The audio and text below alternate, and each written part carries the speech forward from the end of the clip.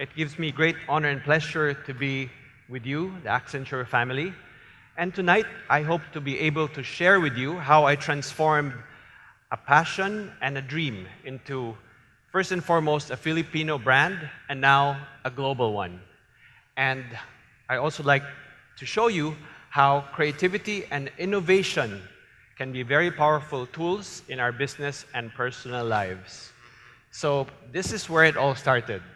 My mother was a designer who went against the traditional mold of the Cebuano furniture manufacturer. You all know Cebu is well known for furniture, but everybody here was making furniture for other brands, and all our furniture would be sold under different names, different companies, and more often than not, it wouldn't be labeled as made in the Philippines. But my mother invented her own technique of working with rattan. And these techniques are used today, and she had an invention patent, and they're widely used in the industry today. So she was my first mentor in innovation. And the furniture factory was just behind our house. It was literally in our backyard. And so I spent all my weekends playing with all the different materials, building my own toys. And it was really fun. And I feel that what I'm doing today is just an extension of my childhood. And early on, my mom took me to all the shows around the world, to France, to US. And there I learned a bit how the industry works at a very young age. I wanted to be a designer, okay, but my father came from a Chinese family. He said there was no money in design, so he forced me to take up business. So I took business, I studied in UP, Diliman, and after 2 years, I said, this wasn't for me. So I tried to apply to the fine arts program, and I didn't make it because I couldn't draw. So, but a few years ago, they invited me to be their commencement speaker at the same college. I went to New York to study industrial design, and there I learned about the beauty of form and how we can manipulate form to bring out emotions in us. And then I went to Italy, where I work in a leather, be an apprentice in a workshop, and there I began to appreciate all the things that I grew up with. And sometimes you need to travel to another country to be able to appreciate where you came from. And I learned how good we were, how good Cebuanos were in working with their hands, in making all these things that I took for granted. So when I came back from my studies, I really wanted to make a difference in the world of design. But I was very confused because I was thinking to myself, is it possible at all for somebody to come from a third world country then, to try to make a dent in the world of design, to be recognized, And no one had ever done it before. So one time, I was trying to come up with a sketch for a new design. I saw this tree that I grew up with, and I saw how different it looked this time. Because what makes it beautiful is when it's the different branches and the patterns that would emerge, especially when the sunlight went through it. And as you go closer, these transparencies and more layers, more and more patterns began to emerge. And so on, when you go up to the leaves. And so I wanted to design furniture just like nature. And so I designed a very, very simple skeletal structure and made a structure like this out of steel, and then I wrapped it with rattan, and then I took wicker, I wrapped that with rattan too, to create a membrane, a structure like this here, and this was the birth of my first design, called the Yin and Yang. It was very different then because it was transparent. It wasn't the usual woven, upholstered thing, and I knew I was onto something, so I began to create different variations and collections. And here you see how they're used.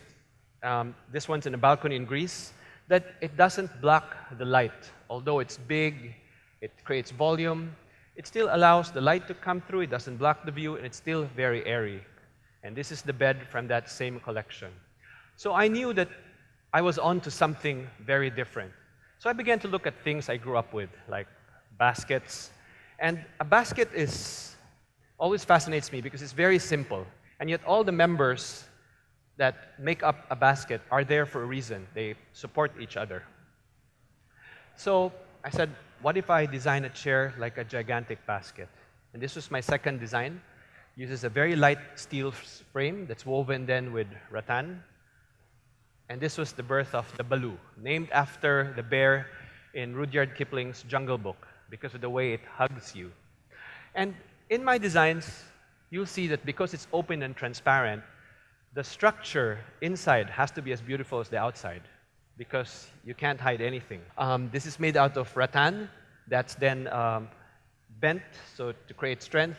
It's tied down by abaca wire. And in all my designs, every member is there for a purpose. It's not just for aesthetics.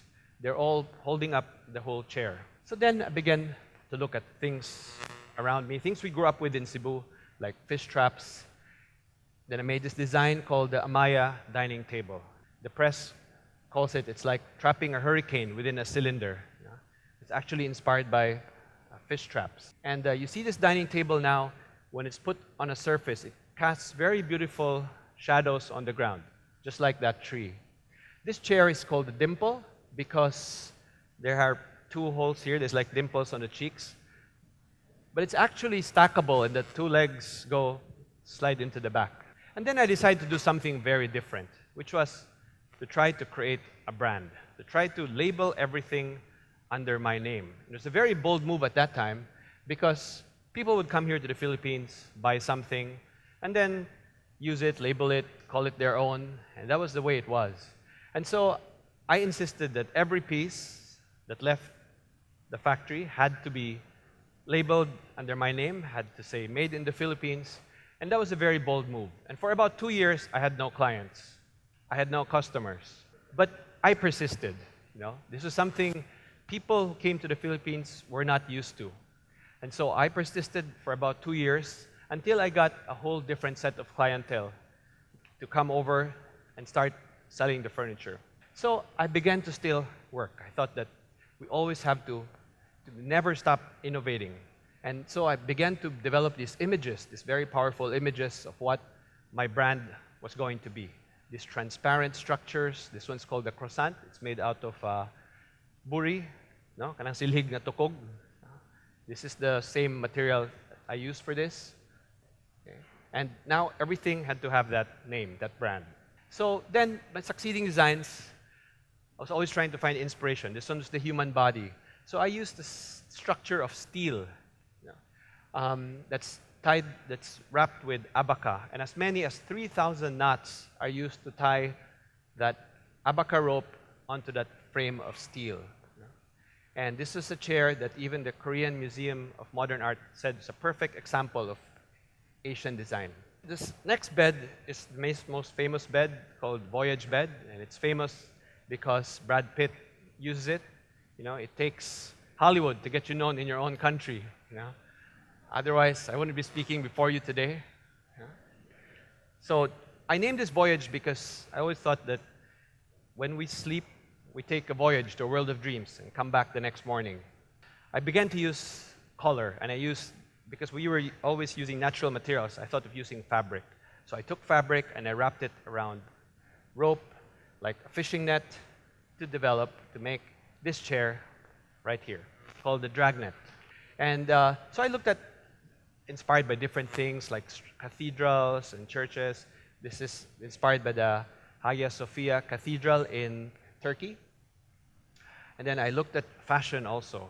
I looked at sweaters and see what would it be like if I blew up a sweater, made it really big, and still experimenting with fabric. This design came about called the cabaret.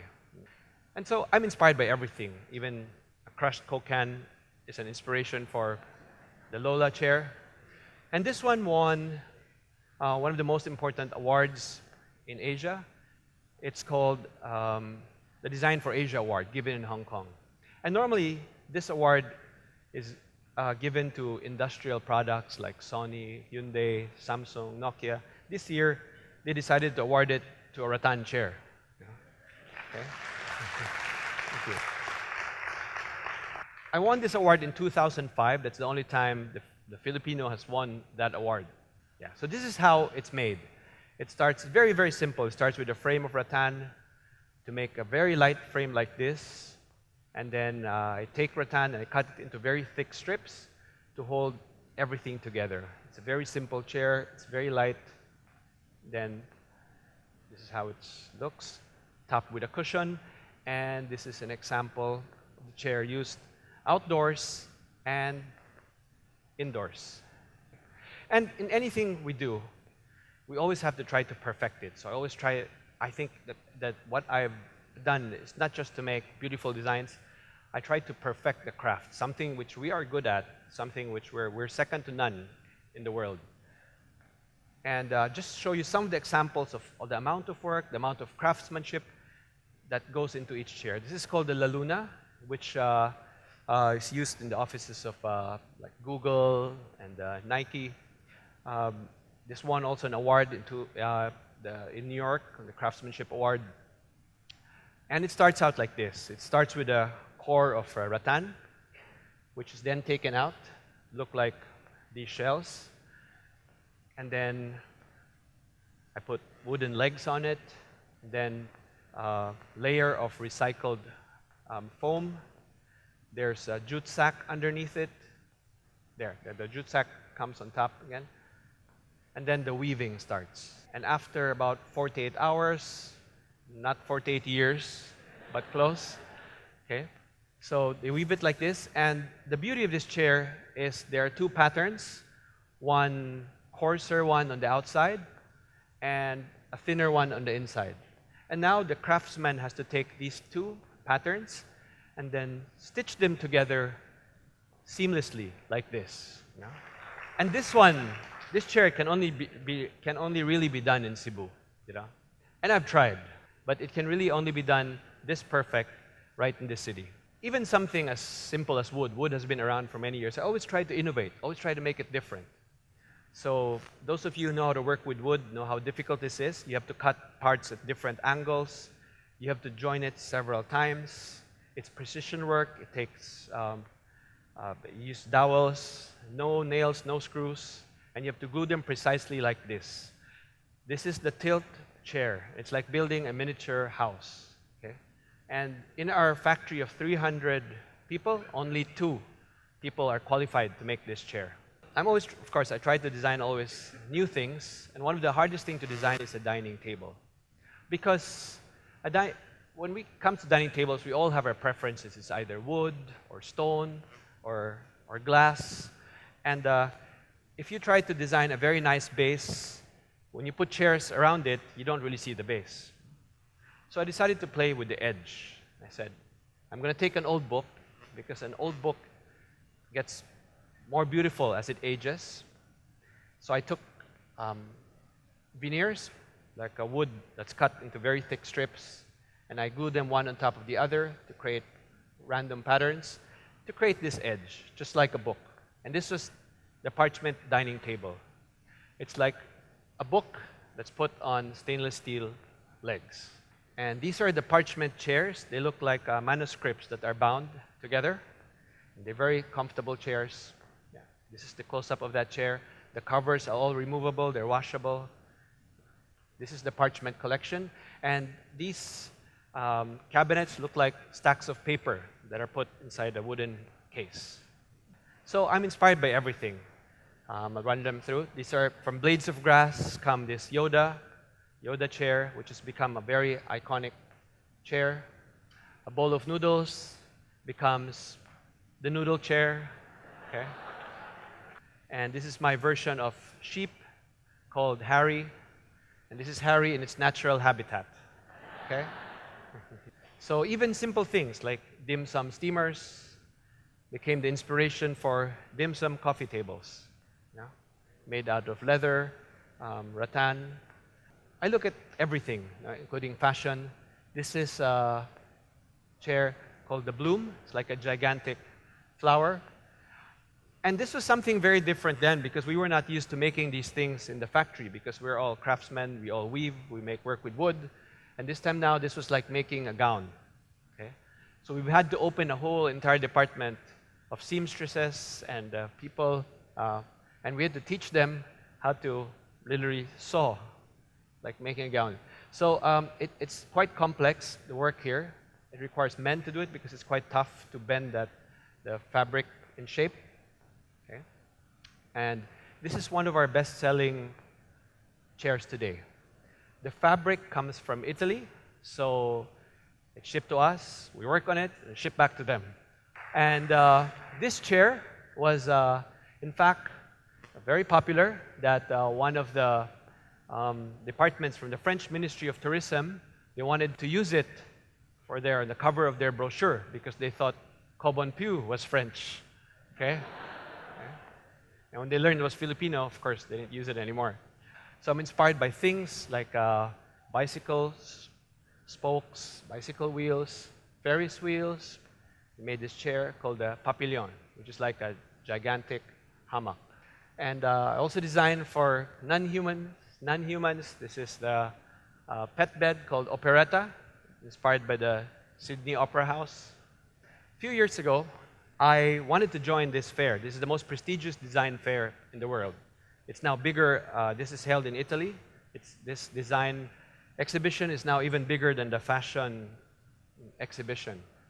And when I applied there, when they learned I was from the Philippines, they wanted to put me up on the third floor of some building close to the bathroom, where no one sees you. So I said, there's no way I can impress these guys with furniture, more furniture, because they've seen so much of it. So I decided to do something very different. I decided to build a car made out of bamboo and carbon fiber. And so I told the organizers, I said, what if I send you a car, made out of bamboo? So they think this guy's crazy. He said, okay, but if you send us a car, we'll put it right in front. You get to be right in front of the building. So we had only a few months. So I worked on this with my German apprentice that time, and came up with sketches. And we based it from the Yoda collection, and we did make a car called the Phoenix. Okay? And true enough, we didn't have time to put an engine in it, but it rolls. Okay? And true enough, they put me right in front when you come in the building. This is a car that actually got a lot of attention. It was in the newsletters of Mercedes-Benz. I got an invitation from Audi to speak to them because this was the future of the automotive industry, merging natural materials. What was just for fun. Did this for fun, and it's very serious. Even until today, this was the team that built it, and it still gets a lot of press. This is in the cover of a very important book on environmental design called Post-Petroleum Design. Just came out 2 months ago, published in New York by George Elvin. It's on the cover, and it's even in a bank. One of the biggest banks in Belgium used it for an ad. It says, "Tomorrow is what we make it." There's our little Filipino car right there. I didn't only want to create great designs. I wanted to create a brand and a company like no other. So I wanted to reinvent what a traditional furniture company was like. So I started to create a lot of documents, because the problem was when we were making these things, no two would be alike. We do it Filipino style. So we wanted to create systems, and this is very different. This was, very innovative. So we started to create, drawings. Everything had to be recorded, had to be down to the last, down to the last screw, the measurements of each screw. We wanted to build it with the highest quality standards known in the furniture world. And so everything was recorded from the way the number of stitches, the way they're supposed to be stitched, the way they were packed, from the way the tags are placed. Okay? I don't think any other company goes through the same documentation that we do. These are the quality standards. And then we do testing on each one. They were very expensive to do, but they go through a machine which bangs your chair like 3,000 times, to make sure it doesn't fail. And all our products meet these standards. They're very expensive tests, but we want to make sure that they last for years. And so we were trying to reinvent what people thought a Filipino product should be. So we have distribution around the world. We have offices on our own because we thought that to control our brand, to control our image, we had to have a say in it. Aside from furniture, it's every designer's dream to do something for society. So I try to do something always to give back. And a few years ago, we worked on the NAIA 1 terminal together with architect Royal Pineda and Buji Layug. We were going to redesign NAIA 1. No? Don't ask me what happened to this, but this was commissioned by the government. Okay? This is to be parking lot, which we wanted to transform into a garden and put the parking across, because we always say that, you know, it's more fun in the Philippines, it's a resort country, but when you come in, all you see is concrete. So I designed things like electric tricycles. You know? This is a bamboo bicycle. And this bar, which I designed 10 years ago, which we just opened last month. So if you have time, you can come and party. This is in the Tinder box. It's a shameless plug here. Manila, the second floor. It's called Morals and Malice. And this is Tumi. That's me there with the same jacket. Okay. Okay. Yep. This is I designed this for Tumi using bamboo and ballistic nylon. This ballistic nylon is such an industrial material. They wanted to humanize it. This is from the Belgian fashion runway. This is a tricycle, trishaw called Eclipse. Okay, and I wanted to bring the romance back into the tricycad. This is now the tricycle. It's a luxury tricycle. Yeah, right there in Paris. You know? And so these are some of the projects we do around the world. You know? It's not all fun. This is the Nobu. We do a lot of Nobu restaurants around the world. This is the one in Las Vegas. This is in Panama. You know? This is in the Four Seasons in Dubai. So wherever we are, we bring a bit of the Philippines with us. This is one of the hotels in Switzerland. This is in Portugal. This won Best Hotel of the Year. And this is in Greece. Okay. This is a beautiful hotel in Costa Rica. And these are our shows. We do a lot of shows. Next week, I'm traveling again to Paris. This is Maison Objet. These are one of the exhibitions. In many of these shows, I'm the only Filipino company. You know, so I wave my flag wherever I go. These were the gifts during the APEC from our president to the heads of state. It's called Sama Sama. And this was the design, which you probably know. This was the state dinner, together with all the leaders. And this was the rendering. And this was during the event. These were the chairs used, actually. You know, the government borrowed them, and I was worried because I thought we couldn't sell them afterwards. Okay, but I donated 5 of these, 6 of these for auction. I gave them to UNICEF, and I said, you know, take care of it, you know, whatever, how much you're going to sell it. And I was so surprised that this was, you know, they sold for this much, you know. The ones from Canada, they raised, yeah. So they raised 8 million in an hour, you know. I was saying I wish I had just kept them myself. No, I really wanted to. I think it was good to give back. I wish there was a formula for creativity because that would make it easier, but there's really none. And so important creativity is it's really like a discipline. It's like a sport, you know. It's like dancing or boxing. You have to keep on doing it to be good at it. And turning inspiration into something you can use is a practice which you just need. When you keep on doing it, you get good at it. So what I do is I always set aside a time. It can be any time, in the morning or in the afternoon, and force myself to come up with designs, you know. And sometimes it comes, sometimes it doesn't. That's the creative process. But it's important that I set that time to really do it. Einstein said it's 99% perspiration and 1% inspiration. I don't think I'm successful at all. For every success here, you'll probably see about 3 failures. You know, I think I fail more than I succeed. You know, of course, if I show my failures, then I wouldn't be speaking in front of you here today. You know, so I only have to show my successes. That's where you learn from. I look at the things that I still have to do, and it's still a lot. It's still, you know, it's still a mountain in front of me. And that's what keeps me grounded. You know, we all have our challenges. We all still have dreams that we have to realize. And when we see how little we are in front of all the challenges facing us, you know, that keeps us grounded. Although our businesses are different, the lessons we learn and the tools we use to achieve our dream are similar. You know? With innovation, it is always at the heart of everything we do. And we always have to think that there's always a better way of doing things, and we have to find it. And with innovation comes failure, that's part of it, but we have to always be resilient. So tonight, I told my story, and it's your turn tomorrow.